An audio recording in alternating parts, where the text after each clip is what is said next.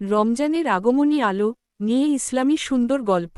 গ্রামের নাম ছিল উত্তর মনসন্তোষ।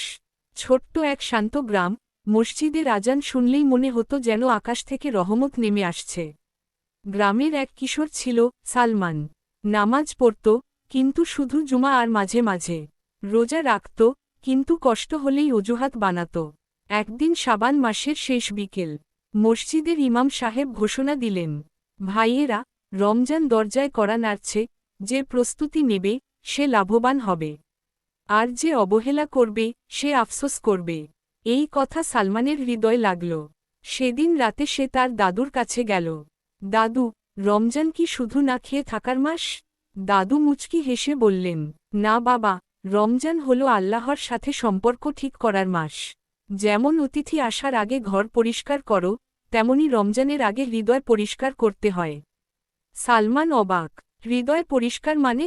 দাদু বললেন, 4টা কাজ করলে বুঝবে তুমি রমজানের জন্য প্রস্তুত। 1, গুনাহ ছেড়ে দেওয়া। দাদু বললেন, যে পাপ ছাড়ে না সে রোজার স্বাদ পায় না। সালমান সেদিনই মোবাইলের খারাপ ভিডিও ডিলিট করল, বন্ধুদের গীবত করা বন্ধ করল। তার মনে অদ্ভুত শান্তি আসল। 2, নামাজ ঠিক করা। পরদিন ফজরে প্রথমবার সে নিজে নিজে উঠে গেল। মসজিদের দরজা খুলতেই ঠান্ডা বাতাস। মনে হলো আল্লাহ তাকে ডাকছেন। ইমাম সাহেব তাকিয়ে বললেন, আজ তোমার মুখে নূর দেখছি। 3, কুরআনের সাথে বন্ধুত্ব। সে প্রতিদিন 5 আয়াত করে পড়া শুরু করল। একদিন আয়াত পড়তে পড়তে কেঁদে ফেলল। আল্লাহ তোমাদের জন্য সহজ চান, কঠিন চান না। সূরা বাকারা 185। সে বুঝল, রমজান কষ্ট না, ভালোবাসা। 4, মানুষের হক আদায়। সালমান সেই বৃদ্ধ ভিক্ষুকের কাছে গেল, যাকে সে একদিন ধমক দিয়েছিল। চাচা, আমাকে মাফ করবেন। বৃদ্ধ কাঁদতে কাঁদতে দোয়া করলেন, আল্লাহ তোমাকে রমজানের আসল স্বাদ দান করুক। চাঁদ রাত, আকাশে রমজানের চাঁদ উঠল।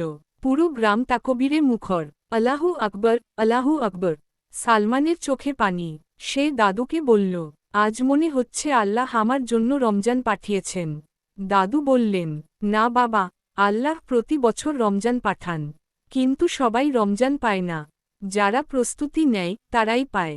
শিক্ষা, রমজান হঠাৎ ভালো বানায় না। রমজানের আগে যে বদলায়, রমজান তাকেই বদলে দেয়। ভিডিওটি ভালো লাগলে লাইক দিন। গল্প থেকে কি শিখলেন কমেন্ট করুন। শেয়ার করে অন্যকে জানার সুযোগ করে দিন। এরকম আরও শিক্ষণীয় ভিডিও পেতে চ্যানেলটি সাবস্ক্রাইব করে পাশে থাকবেন।